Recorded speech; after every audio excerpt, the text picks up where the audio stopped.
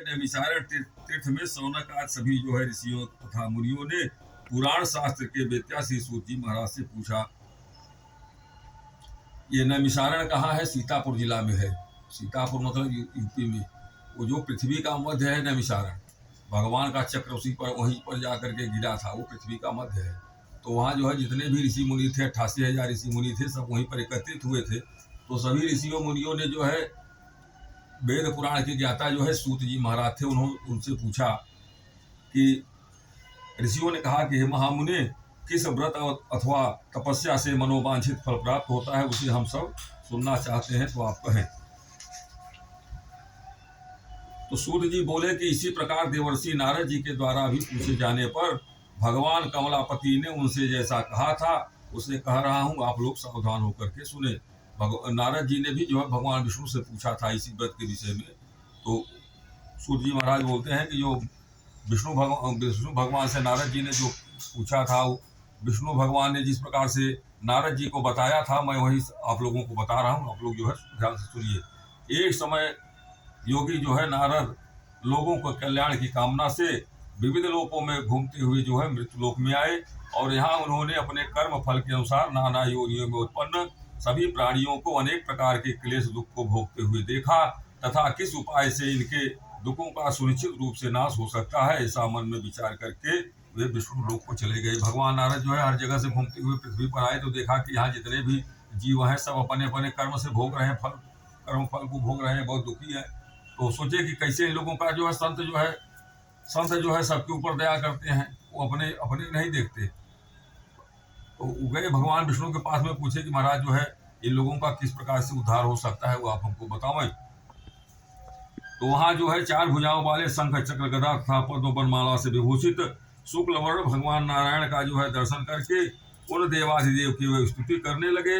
नारद जी बोले कि हे वाणी और मन से परे स्वरूप वाले, अनंत शक्ति संपन्न, आदि मध्य और अंत से रहित, निर्गुण तथा सकल कल्याणमय गुणगणों से संपन्न, अस्थावर जंगात्मक निखिल सृष्टि प्रपंच के कारणभूत तथा भक्तों की पीड़ा नष्ट करने वाले परमात्मा, आपको नमस्कार है। स्तुति सुनने के बाद भगवान श्री विष्णु ने नारद जी से कहा कि महाभाग, आप किस प्रयोजन से यहाँ आए हैं, आपके मन में क्या है, कहिए, वह सब कुछ मैं आपको बताऊंगा। तो नारद जी बोले कि भगवान मृत्यु लोक में अपने पाप कर्मों के द्वारा विभिन्न योनियों में उत्पन्न सभी लोग जो है बहुत प्रकार के क्लेशों से दुखी हो रहे हैं। तो हे नाथ, किस छोटे उपाय से उनके कष्टों का निवारण हो सकेगा? यदि आपकी मेरे ऊपर जो है कृपा हो तो वह सब मैं सुनना चाहता हूँ, आप उसे बताओ। नारद जी ने पूछा भगवान से कि जो छोटा उपाय है जिससे उन लोगों का कष्ट खत्म हो जाए वो बताइए, क्योंकि ये कलयुग है। यहाँ जो है कोई योग जप तप धर्म ये सब करने वाला नहीं है। यहाँ तो थोड़े में अगर कोई 4 आना में काम हो जाए तो वही बढ़िया है। तो भगवान बोले कि हे वत्स, संसार के ऊपर अनुग्रह करने की इच्छा से आपने बहुत अच्छी बात पूछी है। जिस व्रत के करने से प्राणी मोह से मुक्त हो जाता है उसे आपको मैं बताता हूँ, सुने। हे वत्स, स्वर्ग और मृत्यु लोक में दुर्लभ भगवान सत्यनारायण का एक महान पूर्ण व्रत है। आपके स्नेह के कारण इस समय मैं उसे कह रहा हूँ। अच्छी प्रकार विधि विधान से भगवान सत्यनारायण का व्रत करके मनुष्य शीघ्र ही सुख को प्राप्त करके परलोक में मोक्ष को प्राप्त कर सकता है। भगवान की ऐसी वाणी सुनकर के नारद मुनि ने कहा कि प्रभु, इस व्रत को करने का फल क्या है, इसका विधान क्या है, इस व्रत को किसने किया और कब इसे करना चाहिए, यह सब विस्तार पूर्वक बताओ। तो श्री भगवान ने कहा कि यह सत्यनारायण व्रत दुख शोक आदि का जो है समन करने वाला, धन धान्य की वृद्धि करने वाला, सौभाग्य और संतान देने वाला तथा सर्वत्र विजय प्रदान करने वाला है। जिस किसी भी दिन भक्ति और श्रद्धा से समन्वित होकर के मनुष्य ब्राह्मणों और बंधु बांधवों के साथ धर्म में तत्पर होकर के सायंकाल भगवान सत्यनारायण का की पूजा करें। बताया आपसे कि भगवान सत्यनारायण की कथा में कोई मुहूर्त नहीं है। आपका आज इच्छा हो गया कि हमको आज सुनना है तो आप सुन सकती हो, इसमें लिखा विधा पढ़ के सुनाया। और सायंकाल जो है भगवान सत्यनारायण की पूजा करनी चाहिए। दिन भर व्रत रहना चाहिए, नहीं कि सुबह सुबह जो है कि आज हम भगवान की कथा सुन रहे हैं, व्रत हैं, अब 1 घंटा व्रत नहीं रहे, कथा हो गया, उसके बाद जो है खाना चालू कर दिए। कैसे व्रत हुआ वो? तो कम से कम भगवान के नाम पर कुछ घंटे तो जो है चलने दीजिए। कैसे उनको मालूम होगा कि भक्त जो है मेरे लिए तपस्या कर रहा है।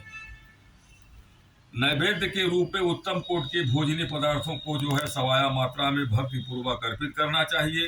केले का फल, घी, दूध और गेहूं का चूर्ण अथवा गेहूं का अगर चूर्ण नहीं है, उसका अभाव है, तो चावल का चूर्ण, शक्कर या गुड़, यह सब जो है खाने की सामग्री सवाया मात्रा में एकत्र करके निवेदित करनी चाहिए।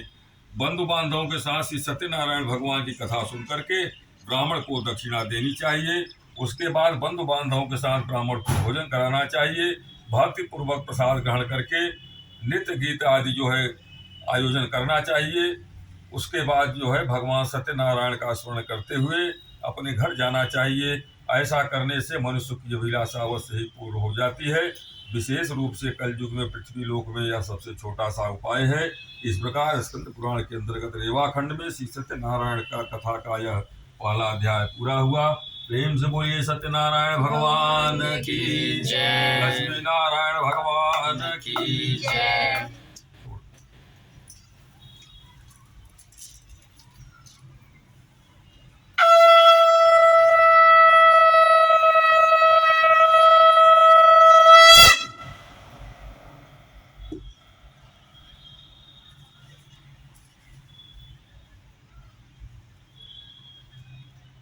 नारद जी ये पूरे संसार के उत्तम कामना के लिए जो है भगवान से पूछे थे, तब भगवान ने बताया था। और सिर्फ अपने कामना के लिए पूछे होते तो नहीं बताते। अभी आजकल के क्या दौर है कि कोई जाएगा मंदिर में, पकड़ ले भगवान शिवलिंग पकड़ बैठे, अब लागे माथा उस पर पटकना शुरू कर दिया। भगवान हमको ही जो है कम से कम 10-12 बच्चे हो जाए, 10-12 घर द्वार हो जाए। हाँ, कुछ नहीं मिलता। अपने लिए मांगोगे कुछ नहीं मिलेगा। भगवान कृष्ण का जो है, कृष्ण गए सुदामा के पास, सुदामा कृष्ण के पास में गए। उधर जो है भगवान कृष्ण जो है विश्वकर्मा को भेज दिए कि जा करके वो कृष्ण का घर बनवा के आओ। आए विश्वकर्मा जी बोले कौन भैया जौन बा, ये सुदामा का जो है यही कुटिया। हाँ, सुदामा का ही कुटी है। कहें फिर क्या है? कहें कि हमको जो है भगवान भेजा आपका महल बनाने के लिए। उनकी स्त्री कौन थी? सुशीला। सुशीला बोली कि अरे हमारा अकेले कैसे बन सकता है? कहें क्यों? कहें जो मैं पड़ोसियों के यहाँ से चावल लेकर के खाई हूँ, उसका कैसे भरपाई होगा? पहले जो हमारे पड़ोसियों का बनेगा, उसके बाद मेरा बनेगा। तो विश्वकर्मा जी जो है भगवान कृष्ण को जो है वार्तालाप हुई, भाई तो बनाने नहीं दे रहे। सुशीला कहती हैं कि पहले जो सुशीला नाम था, सुशीला नाम था। पहले जो है जो जिनके यहाँ से मैं चावल लेकर के खाई हूँ, पहले उनका बनेगा, फिर उसके बाद मेरा बनेगा। तो कहे भगवान ने ऑर्डर कर दिया कि पूरा जो है सुदामा नगर बना दी। तो कहने का मतलब अगर सुशीला अकेले बनवा ली होती तो सब तो रह जाते मड़ई में। लेकिन वो सुशीला धर्मपरायण औरत थी, स्त्री थी, इसलिए उसने ऐसा किया। और एक लोग और हैं, उनकी कथा सुन लीजिए। एक वो पूजा करते करते एक प्रेत जो है प्रसन्न कर लिए। प्रेत तो कहें कि जो है वो प्रेत बोला कि ठीक है, आप जो मांगोगे उसको तो मिलेगा, लेकिन आपके पड़ोसी को 2 मिलेगा। अगर आपको 1 मिलेगा तो उसको 2 मिलेगा।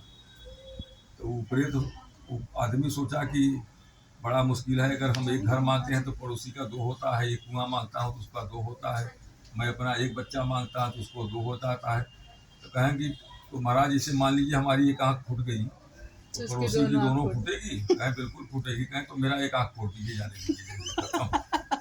तो आज कलयुग में इस प्रकार के लोग हैं, मतलब पड़ोसी का भला न हो, मेरा एक आँख भले फूट जाए।